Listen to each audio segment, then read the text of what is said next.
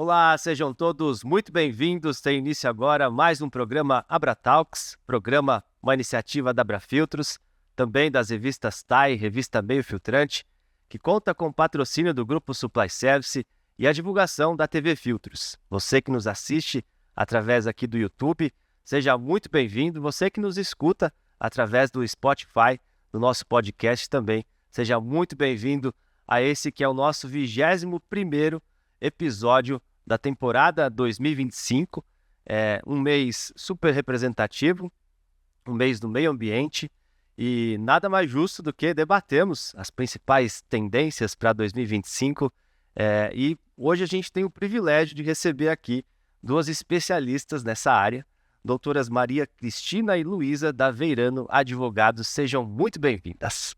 Obrigada, Adriano. Prazer é nosso. Que legal. Vai ser um bate-papo, eu espero que desse lado aí você aproveite. Um bate-papo para a gente entender, como eu disse, essas tendências, tudo que envolve as legislações ambientais, e elas já estiveram conosco em reuniões da Abrafiltros, compartilhando todo o conhecimento, toda a expertise do escritório, e mais uma vez um prazer recebê-las aqui. Bom, para a gente iniciar, a gente costuma querer conhecê-las, né? Na verdade, eu queria conhecer um pouquinho da trajetória profissional, como que chegamos até aqui. Quem vai começar? Bom, a trajetória já começa há algumas décadas aqui. Eu sou formada em Direito pela USP e logo na faculdade eu descobri que eu queria trabalhar com a área ambiental.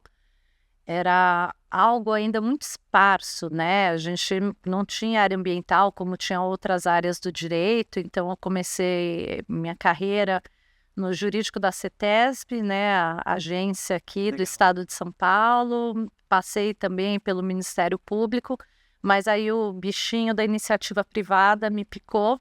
Fui trabalhar desde então em escritório de advocacia, primeiro escritório menor, boutique, e depois fui para grandes escritórios, né, full service, porque isso é uma coisa que sempre empolgou muito a gente, que é da área ambiental, você poder trabalhar com outras áreas, esses projetos multissetoriais. E para conseguir falar com os engenheiros também, eu fiz pós em gestão ambiental pela Unicamp, depois fiz meu mestrado fora, na Inglaterra, em direito ambiental, direito internacional e europeu.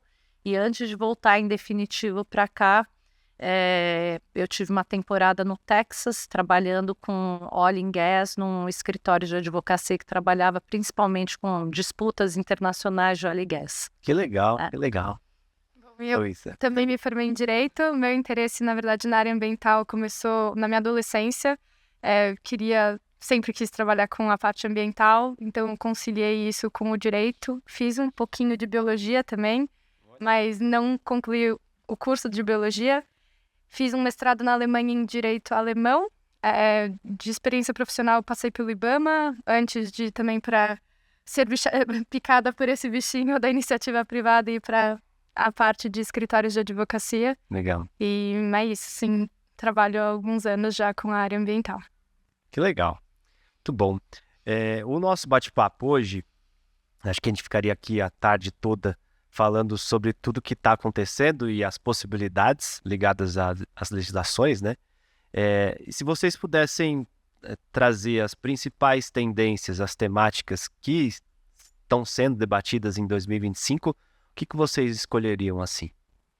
A área ambiental ela é muito abrangente, né? Como você disse, dá para passar aqui horas conversando sobre vários assuntos. Mas alguns temas que nesse ano são foco, acho que não poderia deixar de ser, mudanças climáticas, né? O Brasil vai sediar a COP30 aqui no país, então também existe muito de entregar mensagem, né, do Brasil como uma liderança nesse tema, em mudanças climáticas. A gente tem visto muito também o tema de transição energética, né, que está atrelada com mudanças climáticas. Então, até, eu acho que por um lado, né, você tem normas mais restritivas por alguns aspectos, mas por outro lado, tem vários indutores também na legislação para se fazer essa transição da maneira mais harmônica possível, e aí também ressaltando, acho, o potencial do país, né, em biocombustível e também outras áreas nas quais nós somos líderes. E Luísa, o ponto que a gente acha que é importante falar é o projeto de lei do licenciamento ambiental. Tem aparecido bastante nos jornais recentemente, é um tópico que é de interesse de todas as empresas que precisam obter essas licenças ambientais. E, enfim, é um ponto de discussão relevante, porque faz bastante tempo que a gente discute esse PL. Na realidade, ele está há 21 anos tramitando no Congresso Nacional, então é importante trazer essa discussão à tona também. Legal. Em 2024, a gente teve a regulação do mercado de carbono. Isso. E o que na prática vocês acreditam para o setor produtivo, para o próprio mercado, o que isso impactou? Essa lei ela foi muito esperada, né, a 15.042 de 2024. A gente teve vários debates com projetos de lei, a gente chegou até a ter, né, no governo anterior, a aprovação de uma norma via decreto, e no ano passado, né, finalmente conseguiram aprovar uma lei sobre o assunto. O que muda, né? Acho que há muito tempo a gente vem falando que o Brasil precisa realmente fincar os pés aqui na história do carbono, né? A gente precisa abrir as portas para o país, ter mais segurança jurídica. A gente não tem como deixar de falar isso, sendo do direito para as empresas conseguirem se organizar melhor, fazerem seu planejamento. Então, o que a lei traz, né, em linhas gerais? Ela é a lei que institui o Sistema Brasileiro de Comércio de Emissões. Por isso, ela é muito conhecida como a Lei do Crédito de Carbono. Mas não é só disso que ela trata, né? O que ela faz? Ela lança aqui os caminhos, porque ela depende ainda de regulamentação, mas ela lança os caminhos exatamente para os setores, né, começarem a se organizar, a prepararem seus inventários com relação a mudanças climáticas. Ela faz previsão sobre a comunicação, que é a tão chamada interoperabilidade entre o mercado voluntário e o mercado regulado.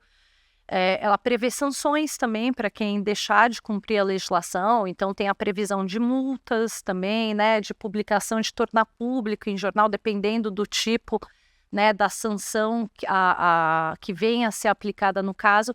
Mas ela é muito importante porque ela coloca no Brasil aí no mapa dos países que têm regulamentação sobre carbono e pela nossa opção. A nossa opção está sendo por um sistema cap and trade que é muito parecido da Europa, né? Alguns países optaram por taxar o carbono, então, né, geralmente é uma externalidade negativa que não era precificada. Então, alguns países, inclusive na América Latina, já estão precificando carbono, e alguns outros países funcionam nesse sistema que é você definir quanto as empresas podem emitir e a partir daí, né, elas vão ter alguns caminhos para poder implementar isso, inclusive contar, né, com créditos de carbono, desde que convertidos, né, que a gente chama de CRVE, que são os certificados de redução, ou remoção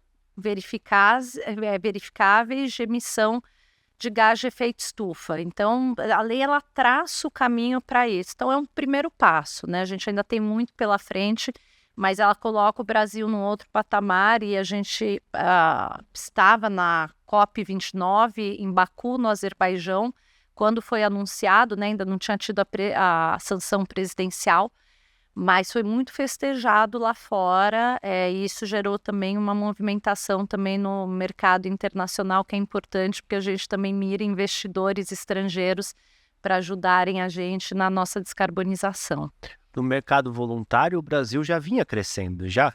Já, bastante. O Brasil é um país bastante relevante, né, quando a gente pensa em mercado voluntário. O que é o mercado voluntário, né? Basicamente, as empresas, independentemente delas terem uma obrigação estabelecida em lei, pode ser por uma questão reputacional, pode ser porque ela tenha seu plano de descarbonização, ou até porque fora do país, né, quando a gente está falando de multinacionais, as metas também aqui, né, os créditos de carbono, os projetos podem observados determinados critérios serem computados, né, lá fora. Então, o Brasil já tem hoje muitos projetos de carbono. A gente começou com MDL, né, o Mecanismo de Desenvolvimento Limpo, Protocolo de Quioto, 2005. Em outro momento, tiveram vários projetos nesse sentido, e a partir de 2015, quando, né, os países assinam o Acordo de Paris, ele passa a entrar em vigor, a gente tem uma nova configuração, que é agora todos os países, né, que são signatários entram no jogo e tem que também correr atrás da sua própria descarbonização. Então tem muita expectativa realmente com relação ao Brasil, né? A gente tem as condições, né? Grandes dos nossos projetos são o que a gente chama de NBS, Nature Based Solutions. Então são projetos ligados ao uso da terra, né? Essa parte florestal, mas tem muito projeto também em outras áreas. Então quando a gente fala de CCUS, que é a captura, né, de carbono e armazenamento de carbono, filtros também, incremento de eficiência energética e vários outros da área industrial. Nesse ponto, quais setores vão ser impactados, né? Mais... Exatamente. Que o Brasil fez que foi curioso, né? O Brasil ele não definiu as metas, ainda não chegou a definir, né? Ele vai trabalhar agora com a implementação da lei de carbono. Qual é a ideia? Primeiro vai ter o decreto para regulamentar.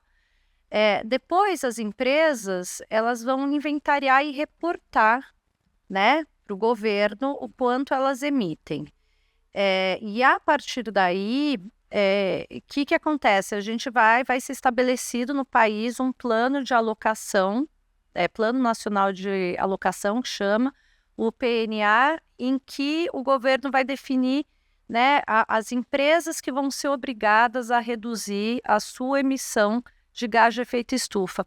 E o governo usou um critério, que é um critério numérico, ele não é de setor. Então, ele não separou primeiro pelo setor de siderurgia, o setor de eletricidade ou de energia. Ele estabelece que quem emite mais de 25 mil toneladas ano de carbono equivalente vai entrar nesse Plano Nacional de Alocação, e essas empresas vão ser as empresas que, de alguma forma, né, vão receber no início algumas licenças, é como se fosse o direito de emitir até um determinado limite, né, a gás de efeito estufa, e se elas ultrapassarem, aí é quando entra, né, o mercado, como é que ela consegue trabalhar nesse delta para ela ficar dentro do limite. Entre 10 e 25 mil toneladas ano, existe... Você está falando qual porte de empresa? Então, isso que a gente imagina, né? A gente imagina que que vai entrar os setores altamente intensivos, então, né, provavelmente siderurgia, cimento, mas a lei deixou um ponto de interrogação, que ela também não fala se esses 25 mil são por unidade industrial única ou se é por um grupo. Então, isso também tem levantado, né, Luísa, algumas discussões entre as empresas para elas poderem se organizar. Sim. E isso... A gente está esperando a regulamentação sair para verificar esse ponto, porque é um ponto de dúvida. Todos os lugares onde a gente vai, as pessoas perguntam especificamente isso, se é por unidade, se é pelo grupo inteiro, porque isso pode impactar diferentes tipos de potencial de empresa, né? Entendi. E falando sobre oportunidades, desafios para as empresas, para investidores, o que vocês acreditam? Olha, a gente acredita que tem muita oportunidade, e o governo, ele também está apoiando essas oportunidades. Então, a gente já tem linhas, por exemplo, né, de financiamento que são específicas para projetos de baixa emissão de carbono. A gente acredita muito em inovação tecnológica, então também esse aspecto é importante, as patentes verdes, né? A gente não é da área de propriedade intelectual, mas é inevitável, a gente acaba conversando muito com o pessoal da área, então tem até um regime de aprovação que é mais rápido junto ao INPI, né?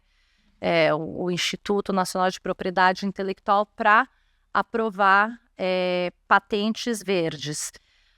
Uma coisa que a gente tem ouvido muito também, né, em termos de, acho que é demanda, né, pode colocar como queixa, mas também eu acho que um ponto de atenção são as taxonomias, né? Hoje em dia, os financiadores eles não têm tanta visibilidade do que é um projeto enquadrado como um projeto de baixa emissão necessariamente. Essa área ambiental é muito baseada na ciência. Isso é um ponto essencial que a gente sempre fala, e os mercados de carbono também são muito baseados na integridade. Você tem que entregar um resultado efetivo.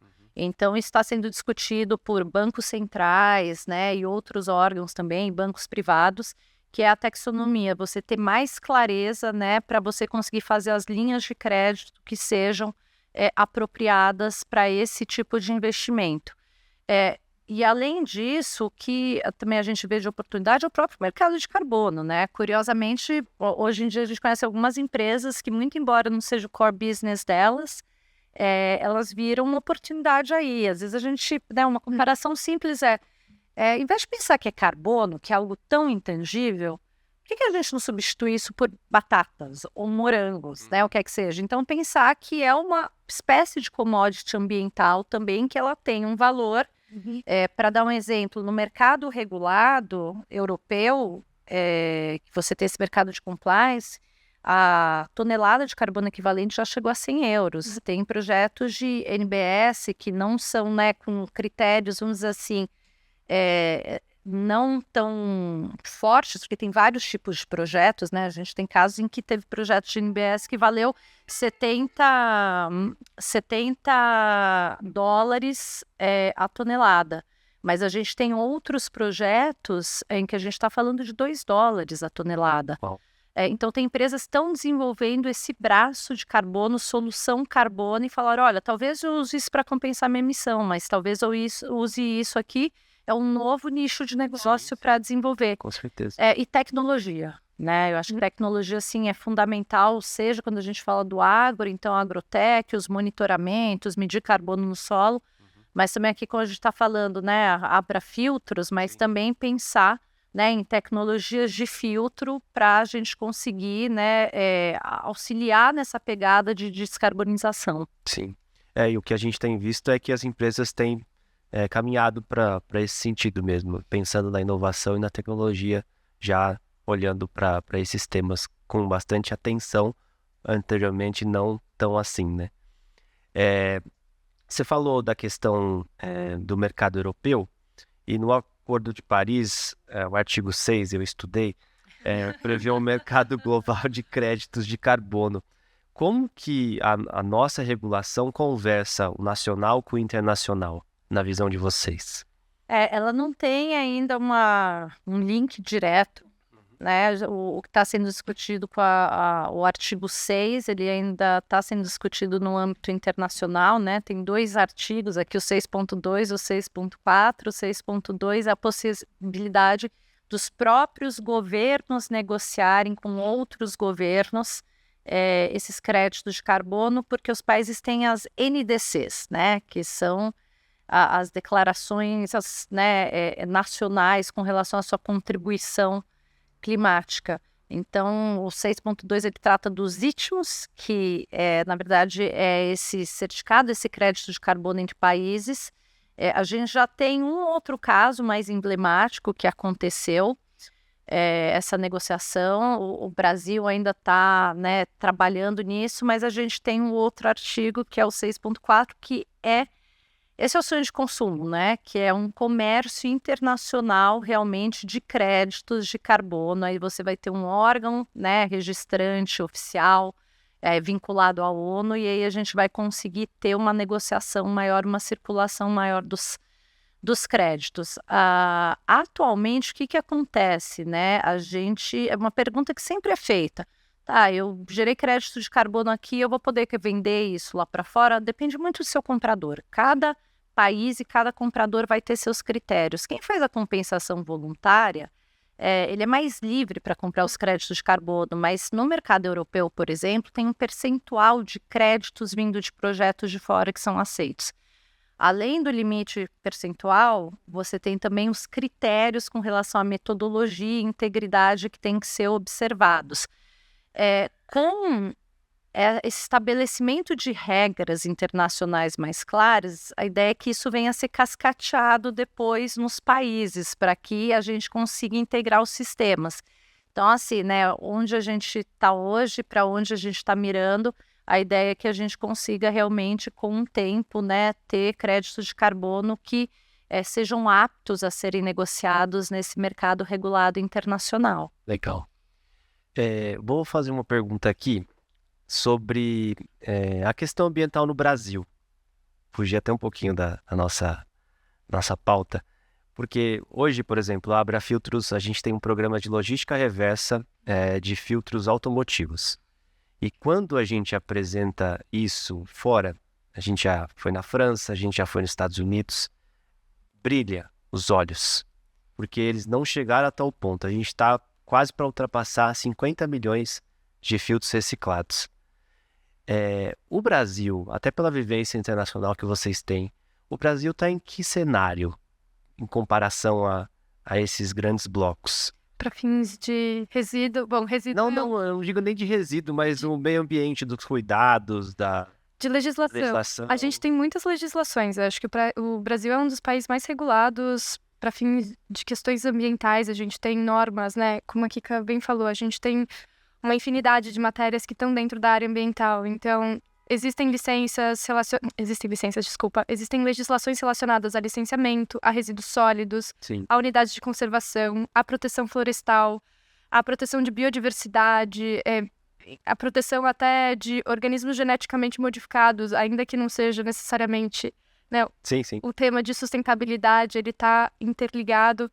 A gente tem a parte de logística reversa, resíduos sólidos, o carbono. Então, nós somos um país extremamente regulamentado, até com relação à parte de carbono.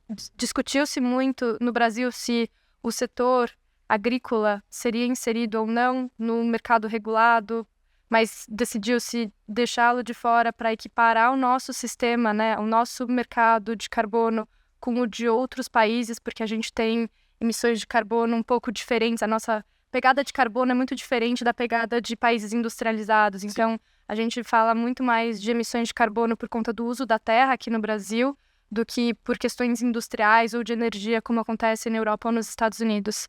Então, de forma geral, a gente tem muita regulamentação aqui. O que talvez a gente tenha ainda muita dificuldade é da implementação disso. Então, a logística reversa é uma história de sucesso no Brasil.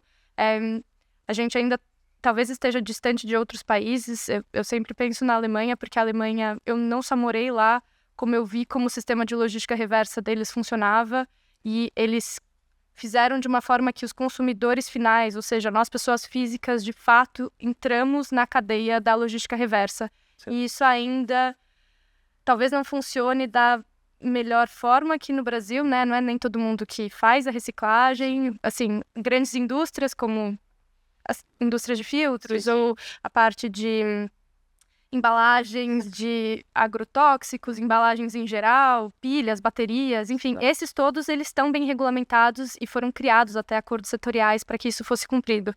Mas a gente ainda caminha. A parte de embalagens plásticas começou a vir à tona há alguns anos e a gente espera que isso cresça ao longo do tempo. Eu acho que é muito difícil responder essa pergunta, porque são dimensões, é muito relativo, né? São muitas variáveis envolvidas. Tamanho de Brasil é diferente de outros. Exato. A gente é um caso muito peculiar, né? O Brasil é campeão de produção agrícola, alimenta o mundo, né? Que assim, quando a gente pensa até em questões constitucionais, a saúde e segurança alimentar está no mesmo nível da proteção ambiental. E, por outro lado, né, somos o país aí mais mega diverso. Sim. Então, a gente é vidraça e vitrine. Sim. Como a Luísa bem colocou, o nosso perfil de emissão de gás de efeito estufa é diferente dos outros países. Então, a gente precisa inventar a nossa história. As distâncias que a gente tem continentais. Então, para a logística reversa, tem várias iniciativas muito boas, mas... Sim. Uma dificuldade com a logística, como é que você consegue chegar a determinadas regiões, como você faz, né, isso ser viável, pensando nas nossas rodovias, as condições, preço por quilometragem para fazer essas coletas. A gente tem desafios que são muito próprios, mas eu acho que assim como a gente tem, né, eu acho que aspectos mesmo são desafiadores, por outro lado, a gente tem um potencial que poucos têm, né? Quando a gente pensa em bioeconomia, bioprospecção, também, né, indústria farmacêutica, né, com as propriedades que a gente tem aqui de alguma forma, né, bioinsumos. Então, realmente é um país assim que eu acho que se a gente colocar o investimento certo, né, da maneira correta e também balanceando a proteção ambiental e o desenvolvimento econômico, é um país que tem muita oportunidade. Legal. Um parênteses só. Dá para colocar numa escala. Então, eu imagino que sim. Eu imagino que sim. Gente, COP30. 10 anos de Acordo de Paris. Amazônia. E aí? A COP da Floresta, né? Para começar, é a COP da Floresta. E eu não vou falar aqui de logística, tá? Para ir para a COP, porque eu acho que é o desafio do Brasil, do brasileiro. Foi para o G20, foi para a Copa. Assim, é algo realmente um mega evento. No passado tinham 65 mil pessoas na COP. E aí você tem sociedade civil, você tem, né, chefes de Estado. Mas é uma COP, assim, muito, muito importante, né? Eu acho por algumas razões. Primeiro que a gente tem que pensar que é um evento global, ainda que seja no Brasil, assim, quando a gente está falando de COP, a gente está falando de discutir assuntos globais, não só assuntos que sejam brasileiros, mas ela é a COP do fazer acontecer, Sim. Né? Eu acho que no passado a gente já teve dúvidas sobre algumas pautas. A última COP, ela já começou falando que, olha, o artigo 6.4 do mercado internacional é para seguir em diante. Agora é discutir questões técnicas. O pessoal agora está em Bonn, lá na Alemanha, né, com as reuniões pré-COP, discutindo então uma COP da implementação. É uma COP do dinheiro, do financiamento, porque existem projetos, mas como a gente consegue ter uma modelagem financeira para esse dinheiro chegar e ele fazer sentido, porque muitas vezes a gente precisa, né, de um capital, a gente brinca, não é só o capital da Faria Lima, mas é o capital também muitas vezes catalítico, é o capital, né, dos bancos também para conseguir colocar alguns projetos em pé. Tem um outro aspecto também que esse olhando para o Brasil, né? Como disse, é COP da Floresta. Então, o Brasil ele está fazendo seu dever de casa. Ele já foi, né, o primeiro país a entregar as NDCs atualizadas lá em Baku, que mostra também o protagonismo do Brasil. Esse é um aspecto importante, o Brasil voltar a ser um protagonista. Com relação à agenda climática, a gente sabe que tem até uma geopolítica climática que é diferente de várias outras, né? Porque muitas vezes a gente se alinha a países como se fosse, né, a Nigéria, alguns outros que têm as florestas. Mas é uma COP que vai ser para a gente, vai ser bastante importante, porque a gente vai poder mostrar também para o mundo o que é a floresta, quais são os nossos desafios, o valor também da floresta, mas também para um financiador, né? Quando ele está querendo colocar dinheiro aqui no país, eles entenderem do que a gente está falando, qual que é o benefício social que isso vai gerar. E acho que é algo impressionante, né? Para quem nunca foi para a Amazônia, a hora que você chega lá e vê aquele maciço que é do tamanho de países europeus, é algo assim que não dá para você ir embora do jeito que você chegou. Sim, sim.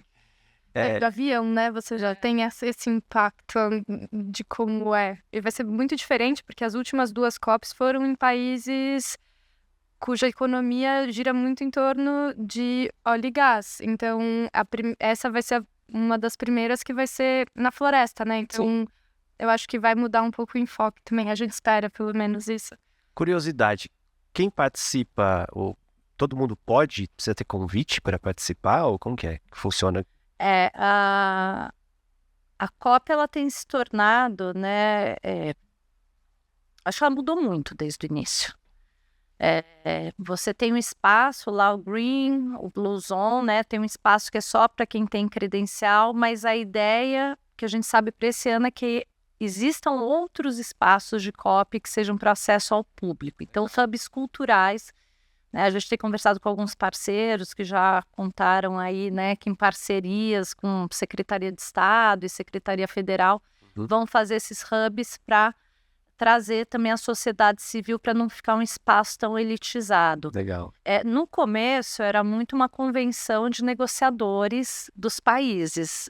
Com o tempo ela foi ficando também comercial, né? E isso é positivo, porque quem vai implementar realmente as soluções é o pessoal, realmente também, né, junto com o governo do empresariado, mas ela reúne sociedade civil, setores organizados também é comum, né, os setores se apresentarem via associação. A gente tem várias federações de indústria que estão lá, né, CNI, CNA. A gente tem também os stakeholders que geralmente fazem essa união também entre empresários e governo para discutir.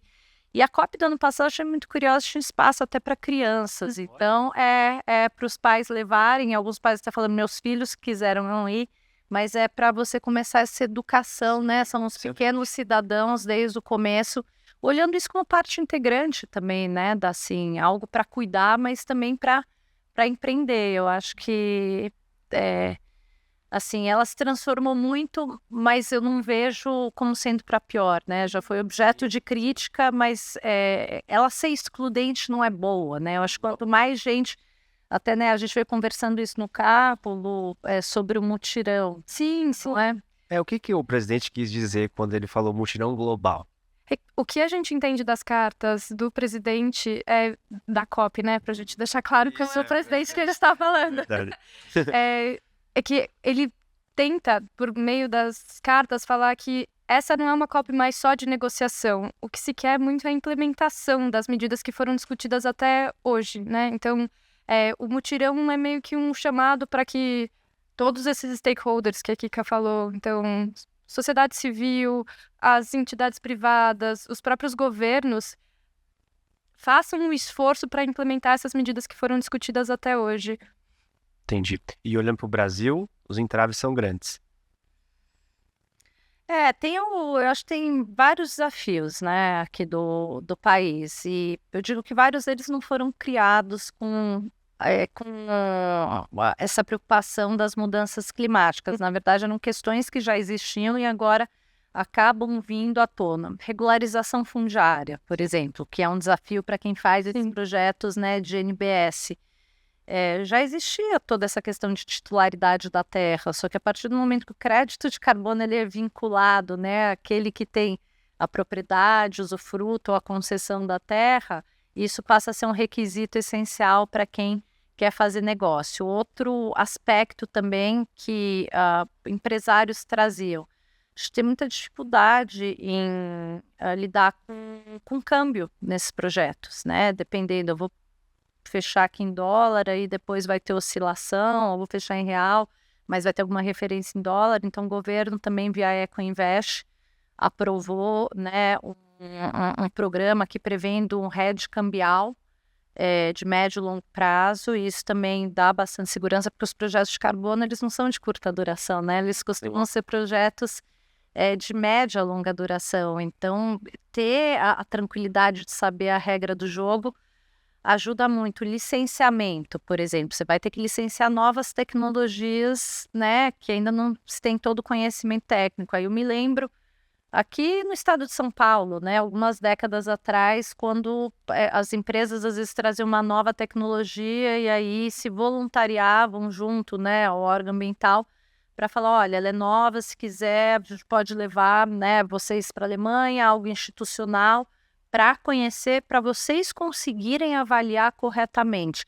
Então, de novo, né, acho que transferência de conhecimento, transferência de tecnologia, a gente sabe que vários órgãos do governo estão se capacitando para isso, e são muitas agendas paralelas, né? Quando a gente fala de descarbonização, você está falando também de hidrogênio verde, de etanol, então é o PL, né, que foi aprovado também do combustível do futuro. Então, assim, a gente tem alguns desafios que já são conhecidos, outros que são mais novos, mas acho que tem uma agenda também puxada pelo setor financeiro que foi muito positivo, né? O próprio Banco Central foi um dos primeiros a determinar que que as instituições financeiras fizessem as suas políticas de responsabilidade socioambiental, aí depois climática adicionaram. Então, a leitura de riscos, a gente fala muito em mitigar, né, diminuir a emissão de gás de efeito estufa, mas uma das maiores preocupações hoje é com a adaptação, que é os efeitos. Então, o governo já lançou também agora um relatório que ele está fazendo as consultas públicas, os planos setoriais de clima. Ele colocou, olha, riscos que a gente já conseguiu identificar, 3 riscos, né, para a indústria. Um deles são os eventos extremos. E aí, o que acontece? Isso pode se desdobrar desde o impacto na infraestrutura, você não tem mais ponte, né, você não consegue mais fazer toda a logística como você fazia, encarece. 2 são os próprios recursos naturais, porque, né, um ambiente mais afetado por eventos extremos, você vai ter terra menos fértil, você vai ter mais chuvas, tempestades. E aí não é só pensando, né, em agro, nada disso, é uma fábrica mesmo, que aconteceu no sul. Se pensa uma fábrica, por exemplo, fabricante, né, de filtros, ou um comprador de filtros, se ele é impactado, isso impacta absolutamente a cadeia total. E o terceiro fator que eu achei muito interessante foi o governo trazer o social, uma preocupação com as condições dos trabalhadores também, as situações mais extremas de trabalho. Então, adaptar o horário, a gente já viu que a Espanha já faz isso na construção civil. Legal. Então, para conseguir lidar com essa nova realidade, né, que a gente está aprendendo a lidar com ela. Sim. Falamos de COP30, falamos de mudanças climáticas, lei do carbono e licenciamento ambiental. PL, o que é mais sensível nele, o que ele quer trazer em relação até ao desenvolvimento sustentável da indústria? Vamos lá. Acho que o que é importante a gente falar do PL, retomando até um pouco do que a gente falou no início, né? É um projeto de lei que ele está há muito tempo em tramitação, então 21 anos. A normativa que a gente tem atualmente vigente e emitida pela União, né, e que acaba afetando estados e municípios, é uma resolução CONAMA, então sequer lei a ideia, o PL ele tem pontos muito bons e ele tem pontos controvertidos, como a gente tem visto nas notícias que tem propagado. Então, existe uma legitimidade até do setor privado pedir uma celeridade ou pedir uma atualização dessas normas, uma vez que hoje a gente tem normas pulverizadas em União, estados, municípios que tratam do licenciamento ambiental e a gente não tem um procedimento igual para cada estado. Então, uma atividade pode ser licenciada em um estado e não ser em outro. E isso acaba criando uma insegurança jurídica, cria um custo adicional, existe uma burocracia no procedimento de licenciamento ambiental.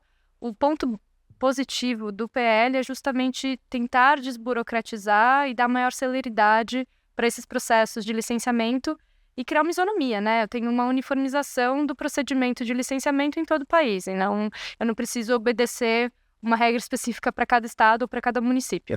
Entendi. Uma das críticas é sobre o licenciamento de adesão e compromisso, porque as empresas poderiam obter essa licença com uma declaração só das atividades que eles fazem, sem necessariamente passar por uma análise do órgão ambiental. E o que se entende é que isso poderia fragilizar de alguma forma o controle ambiental. Mas, na realidade, isso não esvazia a fiscalização que os órgãos ambientais podem ter sobre essas empresas. Então, muito embora na prática elas possam obter essa licença de certa forma automaticamente, o órgão ambiental ainda assim vai fazer as fiscalizações necessárias e ele vai poder até mesmo retirar essa licença ou autuar essas empresas. O PL ele até prevê o aumento da penalidade para empresas que descumpram as regras de licenciamento ambiental. Então, eles aumentam as penas da lei de crimes ambientais até para 6 meses a 2 anos. Então, antigamente até 1 ano só. Então, eles duplicaram praticamente essa pena. E existem outros pontos de crítica ao PL, mas o que a gente entende é que talvez existindo uma conversa entre os setores interessados, né, o setor privado, os órgãos ambientais, para talvez criar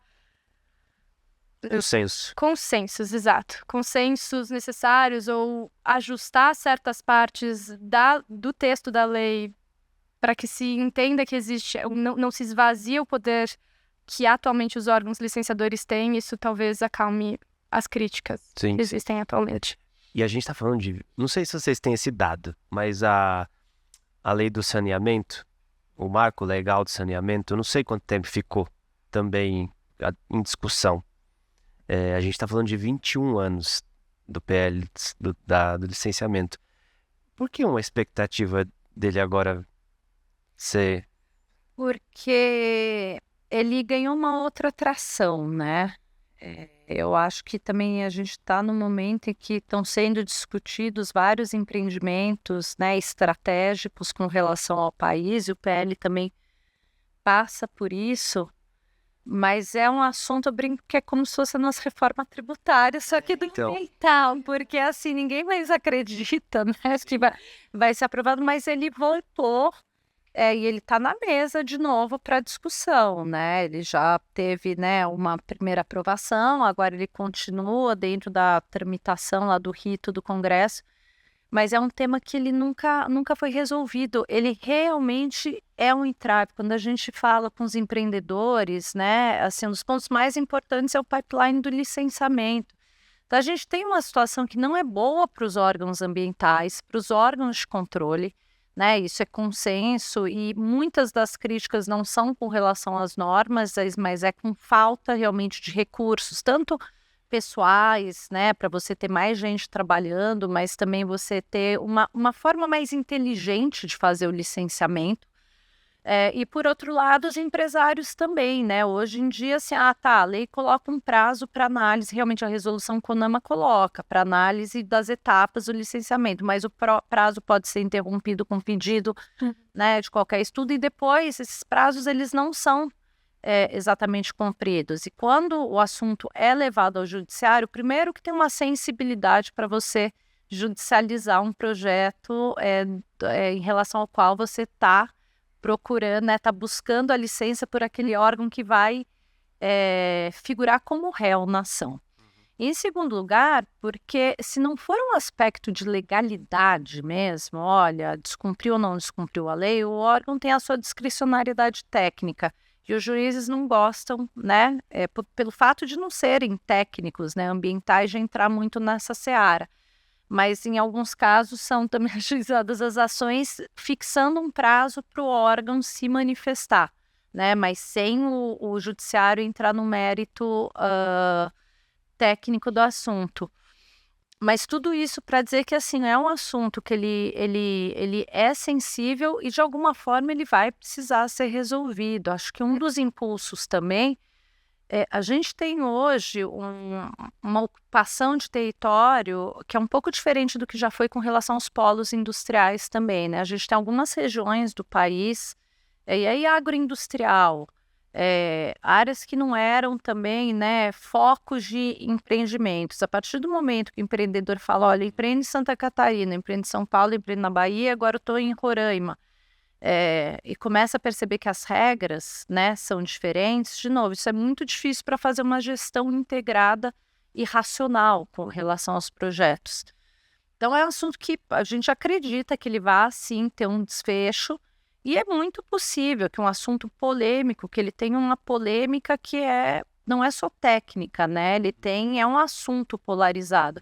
Muito provavelmente a aprovação do PL, por melhor que ele seja, ele vai acabar sendo judicializado, com algum questionamento, né, das suas regras, ou de constitucionalidade ou legalidade, como foi com o Código Florestal, que no fim se apaziguou. A maior parte dos artigos eles foram aprovados e foram realmente reafirmados e reconhecidos, né, como legais e constitucionais pelo nosso STF.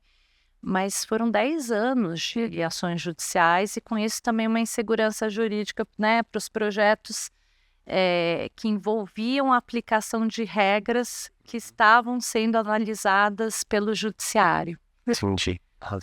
Complexo.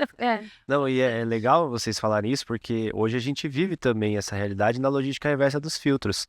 A gente tem órgãos, as autarquias, né, que têm as suas regras, os seus gatilhos para, por exemplo, uma empresa aderir com uma licença de operação ou não. Então, ter um consenso, uma isonomia igual, uma lei para todo mundo igual, também acho que ajudaria nesse processo. Para não ter, assim como teve guerra fiscal, essa discussão também já houve, né? Uma guerra ambiental. Então, eu vou para o estado em que ambientalmente eu tenho maior previsibilidade, ele é mais simples. A ideia é você conseguir padronizar, mas também considerando as particularidades de cada lugar. Exato. Você não vai poder falar, né, de recurso hídrico na Amazônia, né, rios de planície, comparando com outro onde você tem as quedas para hidrelétrica. Então, isso é só um exemplo. Exato. Por isso que é tão complexo, realmente. Quando, né, a gente teve até o Código Florestal, esse é um ponto, né, como é que você faz uma regra, né, com um país que tem biomas tão diferentes, né? Depois tem as regulamentações, mas quando a gente fala da lei ambiental, uma lei federal, é meio que ter a regra do jogo, o básico, né, para entrar no jogo. Sim. E depois, claro, os estados, eles têm, né, pelo Pacto Federativo também, a sua competência para poder legislar e fiscalizar sobre temas ambientais, mas vai ser dentro da caixinha que tiver sido definida pela legislação federal. E tem 2 pontos bem interessantes dessa lei. O primeiro é que ele estabelece prazos até para o órgão ambiental emitir as licenças. Isso existia, mas era um prazo genérico, não era aplicado necessariamente por todos os estados. Então, a partir desse momento, as empresas elas vão ter uma previsibilidade de quando elas conseguem ter a licença, até para conseguir iniciar suas operações, atividades. A gente tem muitas histórias de empreendimentos que ficam parados por anos aguardando a emissão dessas licenças e, na prática, isso acaba sendo algo bom para o empreendedor, justamente, porque muitas pessoas até acabam optando por seguir sem licença, porque acaba sendo mais fácil do que optar pelo procedimento certo. Então, dessa forma, a lei ela também cria um incentivo para as pessoas irem atrás da regularização dos próprios empreendimentos. E o segundo ponto que é bem interessante é que eles colocaram um artigo para casos de acidentes, emergências, calamidade pública, um pouco como aconteceu no Rio Grande do Sul, de forma que essas obras emergenciais possam ser feitas sem licença, mediante depois uma justificativa, mas para que não crie-se um entrave dentro dos órgãos públicos, né,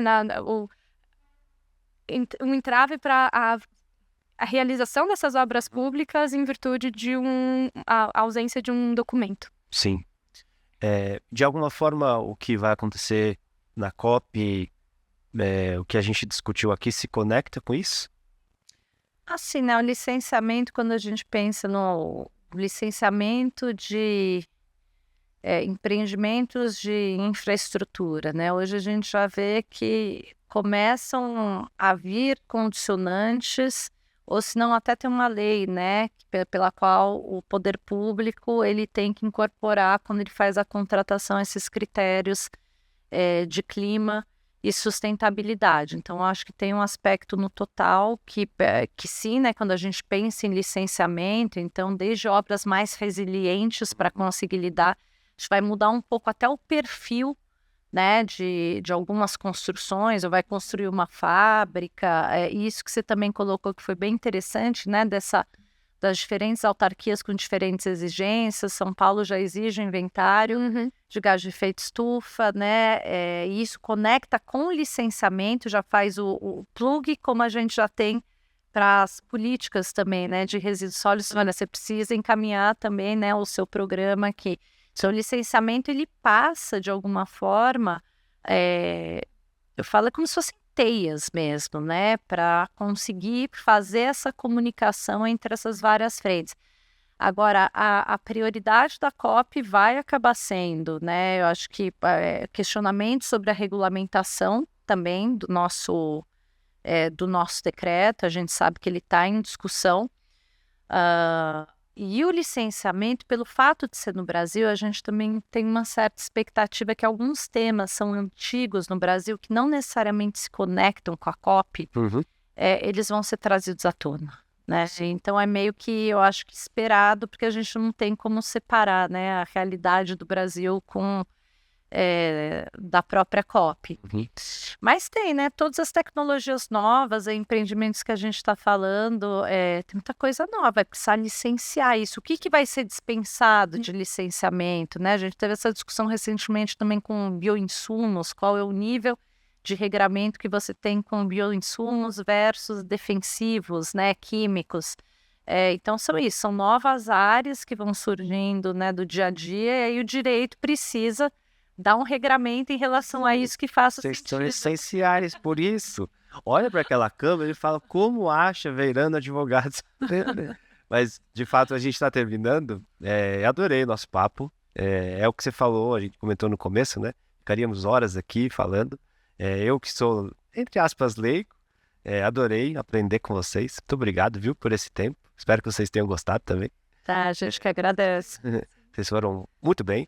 E vou pedir para que vocês olhem mesmo para a câmera e contem para a gente, para quem está nos assistindo e nos ouvindo, como achar Veirano Advogados, em que áreas vocês atuam, inclusive. Aproveitem esse espaço aqui com a gente. Tá bom. Obrigada novamente. Prazer. Para a gente é muito bacana poder falar desse tema, que é o nosso tema do dia a dia, né? O que a gente faz todos os dias, e acho que poder propagar, né, dentro do possível, um pouco da nossa vivência e Sim, dores e expectativas também. exato. Bom, já que você pediu para a gente apresentar o Veirano, né? O Veirano Advogados é um escritório com mais de 50 anos, é um escritório full service. Nós temos praticamente todas as áreas do direito, então, né, ambiental, criminal, tributário, life science, mineração. Então, nós temos, além das áreas do direito, nós temos as indústrias que a gente atende, também atende tanto os clientes nacionais como internacionais. A gente tem nosso China Desk, French Desk também, o German Desk. Eu faço parte, do qual a Luísa faz parte. É um escritório, né, que a gente é muito voltado realmente para o resultado, resolver a situação do nosso cliente, né? A gente entende que a gente é um instrumento para conseguir entregar e o cliente conseguir aquilo, né, que ele quer na sua atividade empresarial. E vocês nos acham, né, virtualmente, tanto no Instagram como no LinkedIn. Tem o site também, www.veirano.com.br. E fisicamente, né, nós estamos em São Paulo, Rio de Janeiro, Porto Alegre, Brasília, Belo Horizonte, Nova York. Olha, que legal, muito bom. Obrigado, viu? Obrigado pela disponibilidade de atender nosso novo convite, né? E agora a gente vai usar sempre esse nosso canal aqui, porque vocês são muito bons. Obrigada pelo convite. Imagina, a gente agradece em nome do nosso presidente executivo, senhor João Moura. Sejam sempre muito bem-vindas, viu?